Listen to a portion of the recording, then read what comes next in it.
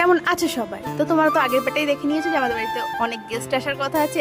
এই যে আমার আগের অনেক ভিডিওতে তোমরা দেখেছো এটা কে হয়, এটা আমার মাসির মেয়ে, আর ওই যে আমার মাসি, মানে সবাই আছে। আর আমি জানি না ওখানে দাঁড়িয়ে দাঁড়িয়ে কি বলছিলাম, অনেকদিন পরে একসাথে হই, বাট আমাদের প্রতি একটু অন্যরকমই টান আছে। দুজন যেখানেই থাকি না কেন, আমরা হয়তো দিনে দুবার তিনবারও কথা বলি। আমাদের দুজন যতই দূরে থাকি না কেন, দুজনের ভালোবাসা কখনো কম হয় না। আর একসাথে হলে গন্ডগোল মারপিট, আবার দুজন দুজনকে ছাড়া থাকতে পারি না, এরকম। এই যে আমার রিলস বানাচ্ছিলাম, সেগুলোই দেখাচ্ছিলাম। তারপরে এই যে ডাল ভাত দিয়ে খাচ্ছিলাম ভাত, আর আমার দিদি এমন এক্সপ্রেশন দিচ্ছিল খেয়ে ডাল ভাত দিয়ে, মনে হচ্ছে ও মনে হয় কি না কি দিয়ে খাচ্ছে, দেখো যে এমন এক্সপ্রেশন দিচ্ছে। তারপরে এই যে ডাল ছিল, চিকেন ছিল, এইসব দিয়ে খাওয়া দাওয়া করলাম।